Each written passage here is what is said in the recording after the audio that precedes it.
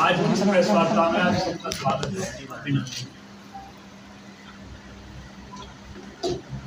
आज आपने देखा होगा कांग्रेस पार्टी ने अपना गारंटी पत्र जारी किया है। कांग्रेस का एक गारंटी पत्र प्रदेश सरिता के साथ एक धोखा है। और ये मैं इसलिए कह रहा हूं, कांग्रेस ने अब से पहले जिन जिन प्रदेशों में जो घोषणाएं की थी, गारंटी दी थी, आज उन प्रदेशों में जाके पूछिए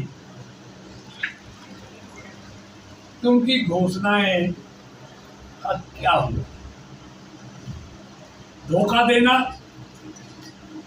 लोगों के साथ छलावा करना, लोगों को बहकाना, भ्रमित करना, ये कांग्रेस की पुरानी आदत है।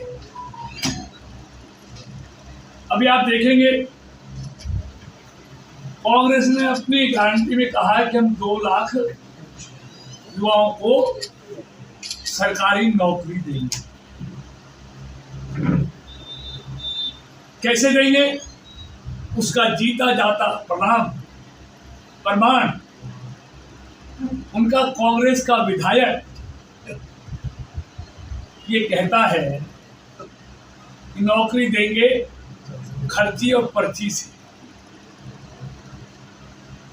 50 वोट लाओ और नौकरी पाओ। कांग्रेस का एक दूसरा विधायक, मेरे पास नाम है दोनों के, वो कहते हैं कि सरकार बनते ही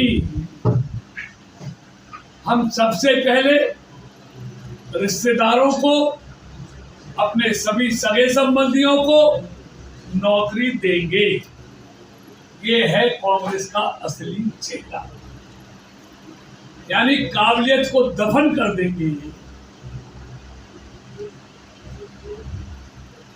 खर्ची और पर्ची पे फिर आ जाएंगे। नाते और रिश्तेदारी और सगे संबंधियों पर जो पहले चलता था वो फिर शुरू कर देंगे। ये मैं नहीं कहता, कांग्रेस के सीटिंग 2 विधायक कह रहे हैं। मित्रों, इन्होंने कहा है हम 500 रुपए में गैस का सिलेंडर ये देंगे। क्या गारंटी है?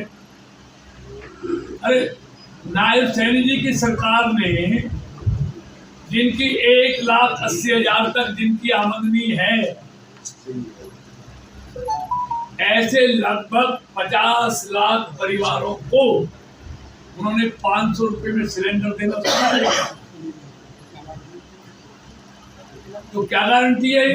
वो तो मिल ही रहा है हरियाणा के लोगों को। चौथा, ये कहते हैं हम फसलों को एमएसपी पर ले।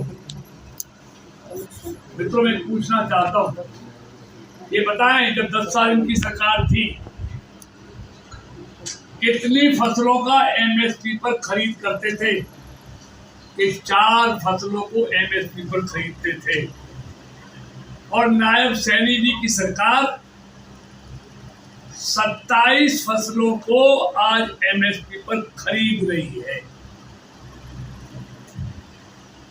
कैसे यकीन करें इन पे? इन्होंने कर्नाटक में, तेलंगाना में, हिमाचल में वहां के किसानों से एमएसपी पर खरीद करने का वादा किया था। आज तक वहां के किसानों की फसलें एमएसपी पर नहीं खरीदी जा रही। सिर्फ धोखा देकर वोट लेते हैं और उसके बाद लोगों को किए हुए वादों को भूल जाते हैं। यही नहीं मित्रों? इसी तरह इन्होंने कहा महिलाओं को हम 2,000 रुपये देंगे। अभी कर्नाटक में भी कहा, हिमाचल में भी कहा, पूछो वहां की महिलाओं से, कितनी महिलाओं को 2000 रुपये मिलते हैं।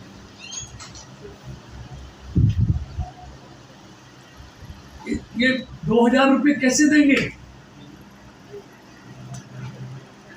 लोगों, महिलाओं से, बहनों से वादा किया, महिला सशक्तिकरण की बात की, लेकिन वो फरेब निकला बहनों के साथ झूठ। और महिला सशक्तिकरण की तो इसमें दिखाई देता है, ये कितना महिलाओं की इज्जत करते हैं। जब घोषणा पत्र जारी कर रहे थे, एक महिला कांग्रेस की नेत्री कुमारी शैलजा को बुलाया भी नहीं है।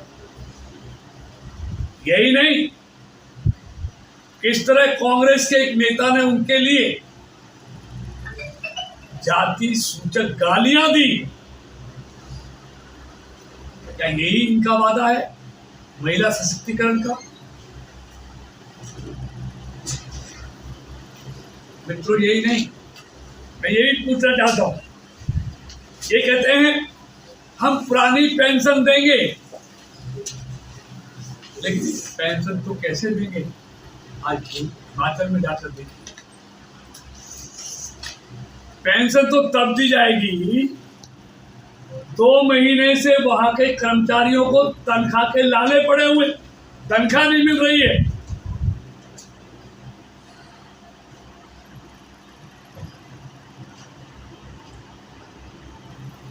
बताए ना।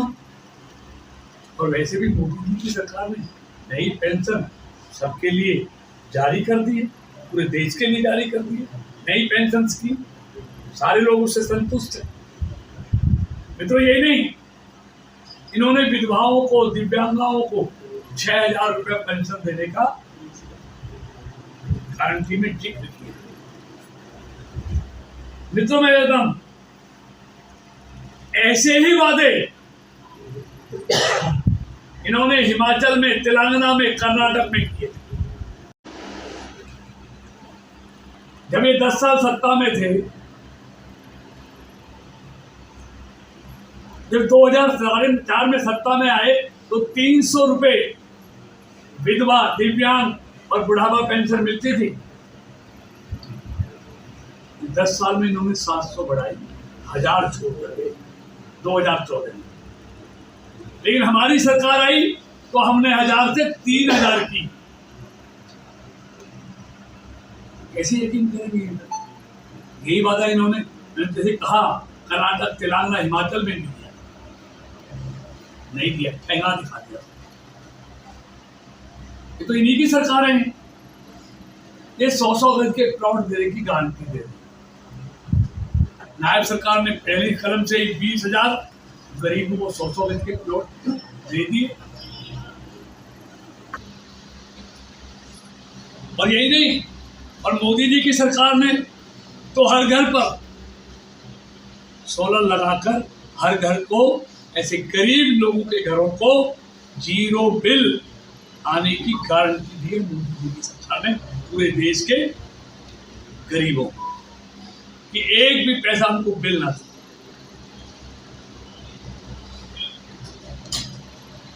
मित्रों, यही नहीं, क्या कहते हैं, हम क्रीमी लेयर की सीमा को 10 लाख करें। जब इनकी सरकार थी, जब केंद्र में 8 लाख क्रीमी लेयर की सीमा थी, तब इन यहाँ पर हरियाणा में 4.5 लाख और 6 लाख। पूछना इनसे, तब इन्होंने क्यों नहीं की? हमारी सरकार ने 6 से 8 की,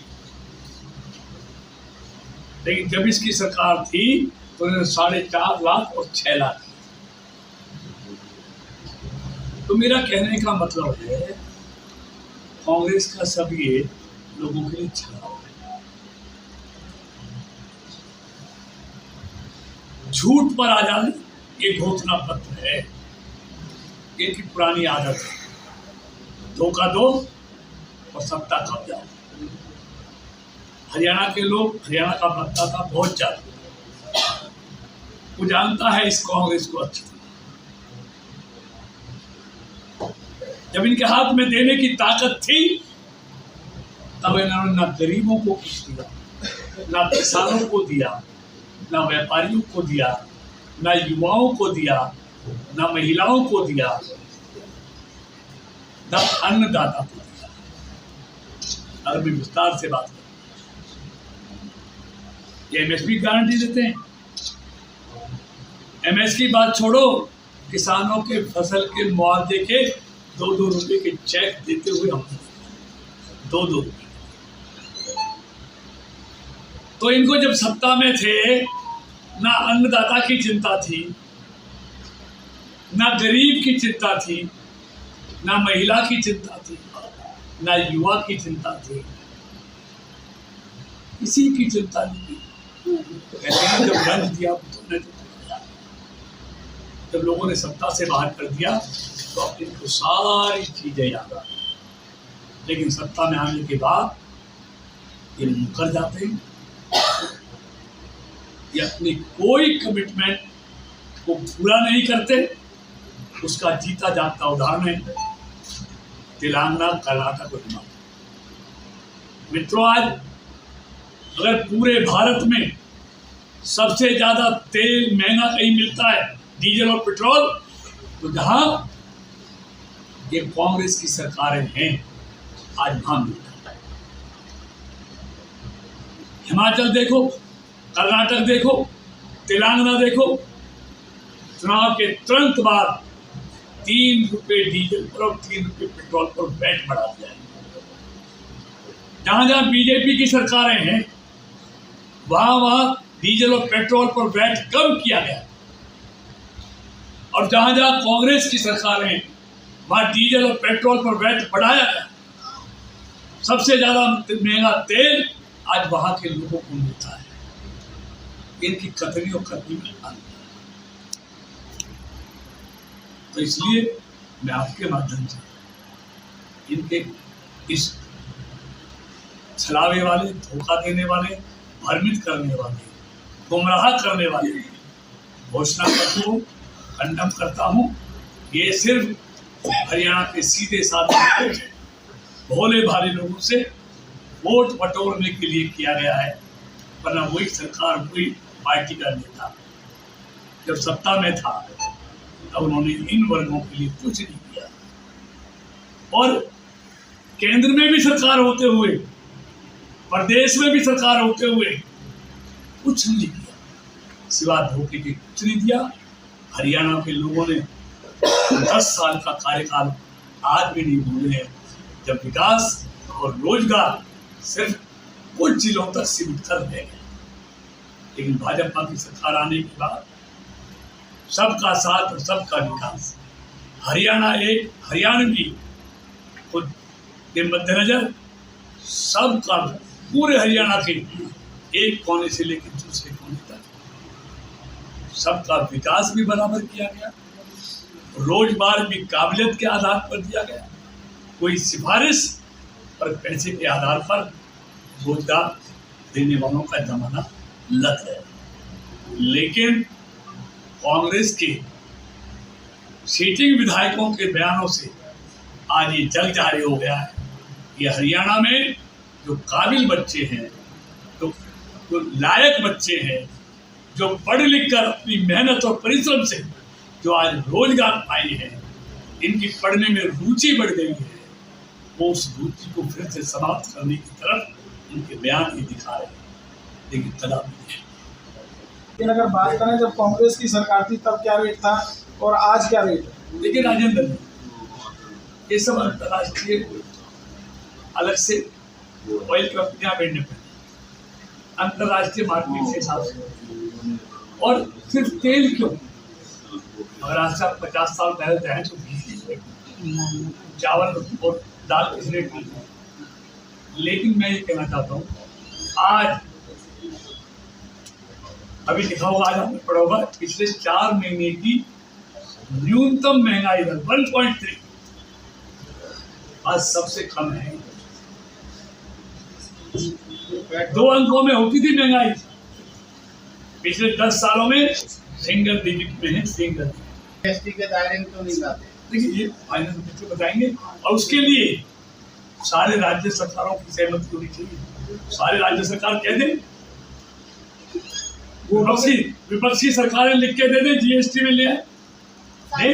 और कई बार हमारी फाइनेंस मिनिस्टर ने कहा है, ऑन द फ्लोर कहा है, कहें विरोधी पक्ष के सीएम कहें कि जीएसटी में लेके आओ।